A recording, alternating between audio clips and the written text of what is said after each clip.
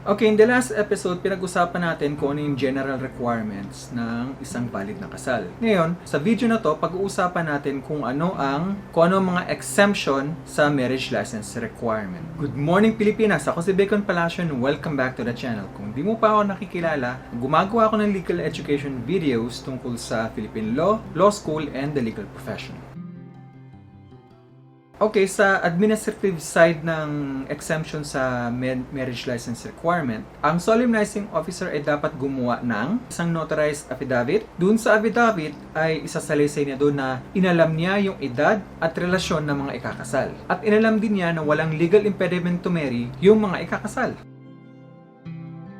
Isa sa mga exemptions mula sa marriage license requirement ay yung mga marriage in articulo mortis o tinatawag nating malapit ng mamatay. Ngayon, kung ikaw ay nagbabasa ng Family Code of the Philippines, mapapansin mo na yung Article 27I ay para sa lahat ng solemnizing officer na nagkasal in articulo mortis. Ang Article 7.3 in relation to Article 31 ng Family Code of the Philippines ay para naman sa mga kapitan ng barko at eroplano. Pwede sila magkasal in articulo mortis habang yung barko o eroplano ay bumibiyahe o kaya sila ay huminto sa isang port of call.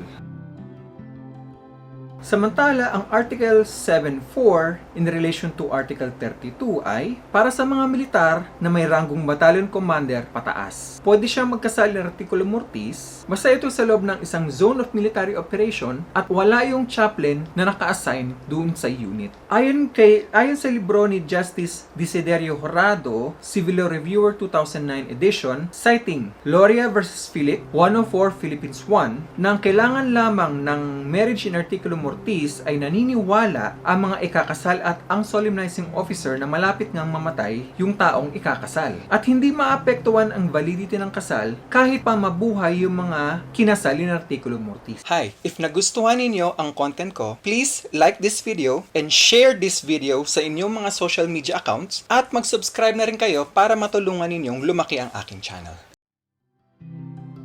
Okay, didiscuss ko sandali ang Loria versus Felix para sa mga nerdy na mga viewers ko katulad ko. Si Matea sa kasong ito ay binigyan ng pare ng anointing of the sick dahil yung ayon sa pare, si Matea ay malapit ng mamatay. Pagkatapos ng Sacrament of Anointing of the Sick, ang ginawa ng pare ay kinasal niya si Matea sa kanyang common law husband.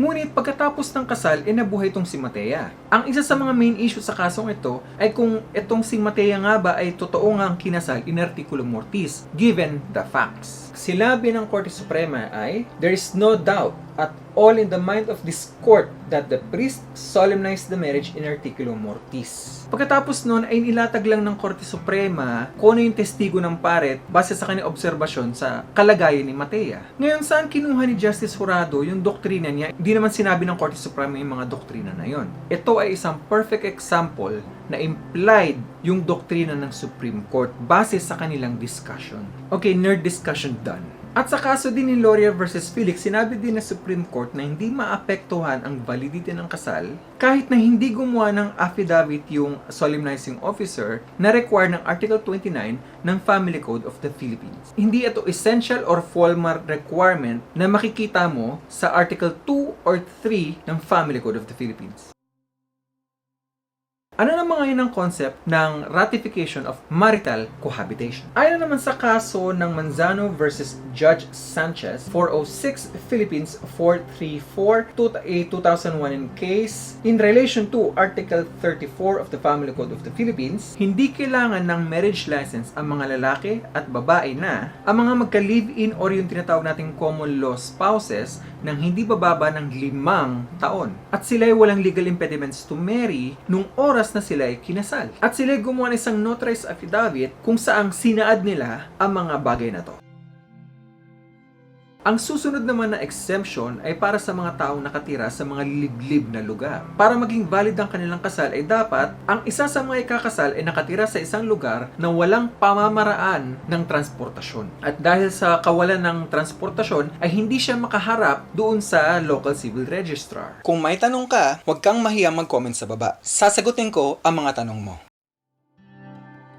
Para naman ngayon sa mga kapatid nating Muslim na ikinakasal, ang hindi Family Code of the Philippines ang may coverage sa inyo, provided na parehas kayong Muslim. Ang batas na nagka-cover sa inyo ay ang PD 1083. Para sa lahat ng klaseng mixed marriages, kahit na isa ay Muslim, at para sa mga kapatid nating katutubo, kayo ay covered ng Family Code of the Philippines. At hanggang sa muli, baka ito na yung last time na maririnig nyo sabihin to, dahil babaguhin ko na yung aking outro. Ako si Bacon Palacio, and I'll see you in the next video. Bye-bye!